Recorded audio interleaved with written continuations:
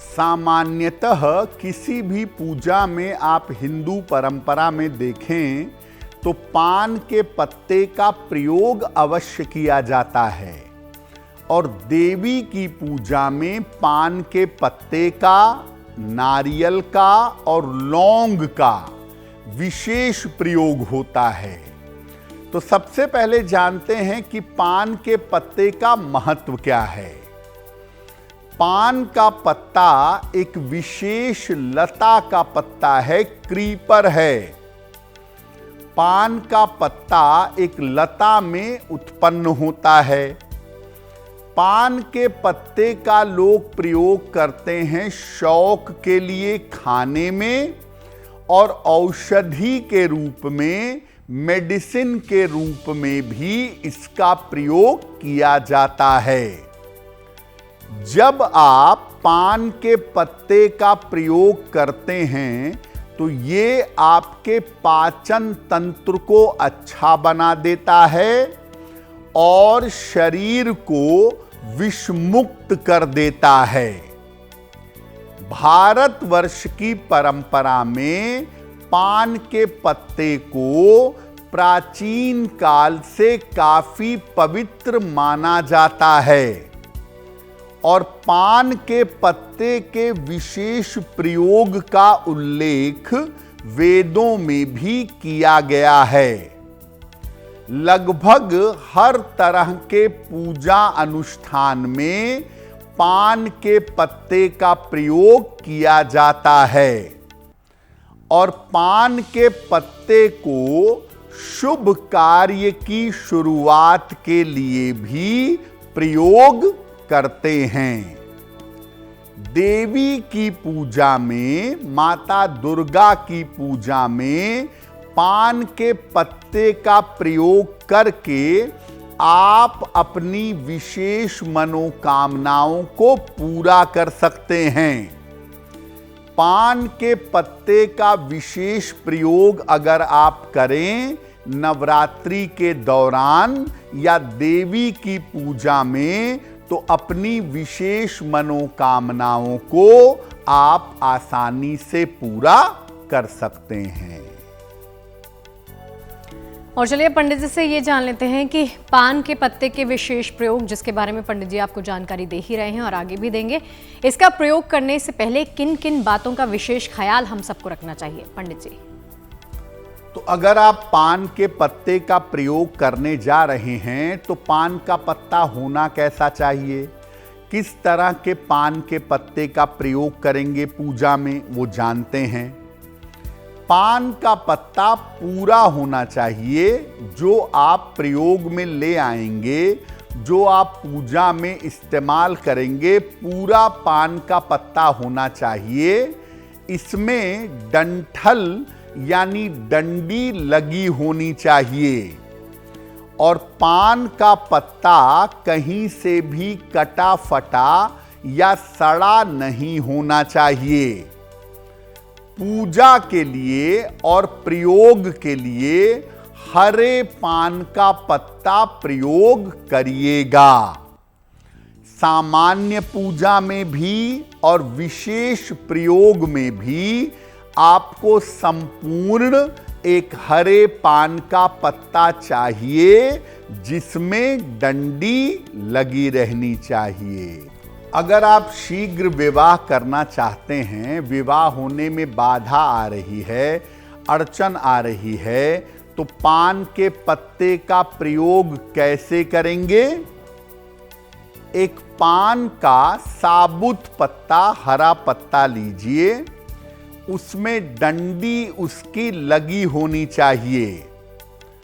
जरा सा सिंदूर घी में मिलाकर पेस्ट बना लीजिए और पान के पत्ते के चिकनी तरफ पेस्ट से अपना नाम लिखिए और इसके बाद चिकनी तरफ से ही दोनों हाथों से पान का पत्ता देवी के चरणों में अर्पित करिए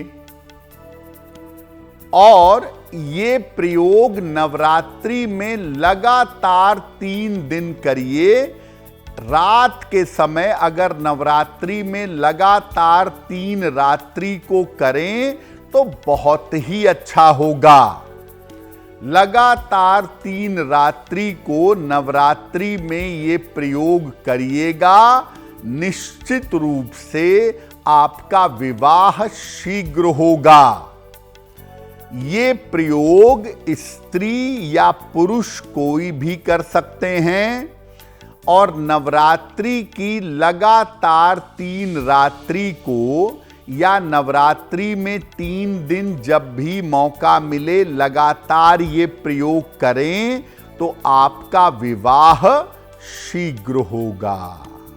आपको रोजगार चाहिए तो भी और अपने रोजगार में उन्नति चाहते हैं तो भी पान के पत्ते के प्रयोग से नवरात्रि में रोजगार की समस्या को दूर कर सकते हैं। 27 पान के पत्ते ले लें। डंठल हर पान के पत्ते में होना चाहिए। डंडी में लाल धागे एक एक करके बांधते जाइए और इनकी माला बना लीजिए। नवरात्रि में किसी भी रात को जब आप देवी की पूजा कर रहे हैं तो इन पान के पत्तों की माला को देवी को पहना दीजिए, अर्पित कर दीजिए और इसके बाद शीघ्र रोजगार प्राप्ति की प्रार्थना करिए। जब आप ये उपाय नवरात्रि में करेंगे तो 1 से 3 महीने के अंदर आपके रोजगार की व्यवस्था हो जाएगी। जब रोजगार की व्यवस्था हो जाए तब आप इस माला को जल में प्रवाहित कर दीजिएगा। अगर आप ऐसा नवरात्रि में किसी भी रात को कर देते हैं और प्रार्थना करते हैं तो रोजगार संबंधी जितनी भी आपकी दिक्कतें हैं वो दिक्कतें दूर हो जाएंगी। पान के पत्ते का प्रयोग करके आप अपनी आर्थिक स्थिति को बेहतर कर सकते हैं। एक तरफ आप अपनी आर्थिक स्थिति को बेहतर करने के लिए प्रयास करें और दूसरी तरफ पान के पत्ते का प्रयोग करें तो धन का लाभ होगा। नवरात्रि में जितने भी दिन बाकी हैं, रोज शाम को माता लक्ष्मी की कपूर से आरती करिएगा और इसके बाद पान के पत्ते पर गुलाब की पंखुड़ियां रखकर उनको अर्पित करिएगा। ऐसा नवरात्रि में रोज करें और नवरात्रि के बाद ये प्रयोग हर पूर्णिमा की रात को, हर शुक्रवार की रात को करते रहें तो निरंतर आपके पास धन आता रहेगा। आप परीक्षा में, करियर में किसी समस्या में विजय पाना चाहते हैं तो पान के पत्ते का प्रयोग कैसे करेंगे?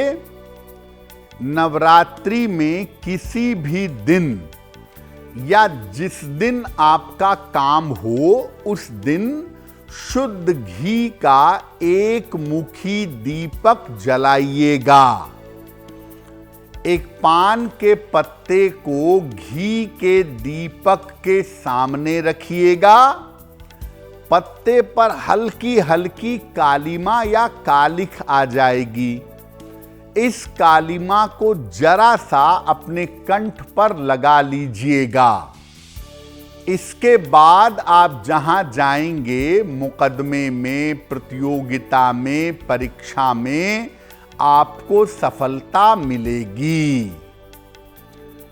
वैसे नवरात्रि में रोज भी कर सकते हैं, लेकिन उसके अलावा जिस दिन आपकी परीक्षा है, इंटरव्यू है, मुकदमा है, उस दिन प्रातः काल ऐसा करें और जरा सा उसका तिलक अपने कंठ पर लगा करके जाएं, आपको काम में सफलता अवश्य मिलेगी। देखिए, नवदुर्गा में, नवरात्रि में नवदुर्गा के सारे स्वरूपों की पूजा होती है, लेकिन 3 स्वरूप ऐसे हैं जिनकी पूजा नवरात्रि के अलावा भी होती है। माता महागौरी, माता सिद्धिदात्री और माता कात्यायनी। नवदुर्गा का जो 6वां स्वरूप है वो है माता कात्यायनी का, और माता कात्यायनी की पूजा की जाती है चैत्र शुक्ल पक्ष की षष्ठी तिथि को। इनकी महिमा क्या है? कात्यायन ऋषि के परिवार में जन्म होने की वजह से इनका नाम कात्यायनी है, और माता कात्यायनी की पूजा की जाती है शीघ्र विवाह के लिए। खास तौर से बालिकाएं अगर माता कात्यायनी की पूजा नवरात्रि में करें या नवरात्रि के अलावा भी करें तो उनका विवाह शीघ्र होगा।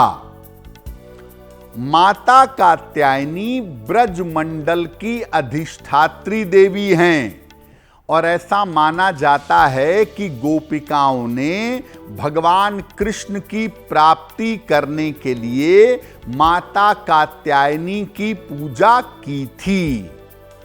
तो नवरात्रि के 6वें दिन माता कात्यायनी की पूजा करें।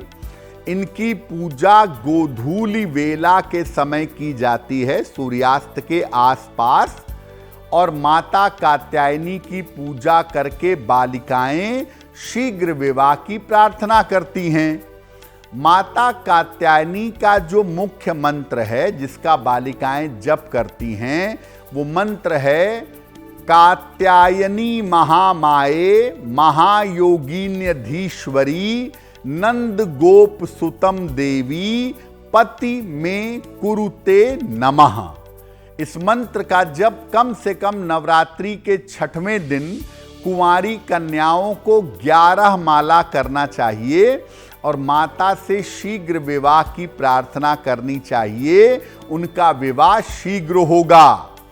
और माता को भोग में शहद का भोग लगाएं और उसको प्रसाद के रूप में ग्रहण करें, आपका कल्याण होगा। अगर आप मुझसे जुड़ करके अपनी समस्याओं का समाधान चाहते हैं और चाहते हैं कि आपकी समस्याओं को ज्योतिष के माध्यम से सुलझाया जाए, तो आप हमसे संपर्क कर सकते हैं, जुड़ सकते हैं एस्ट्रो तक पर।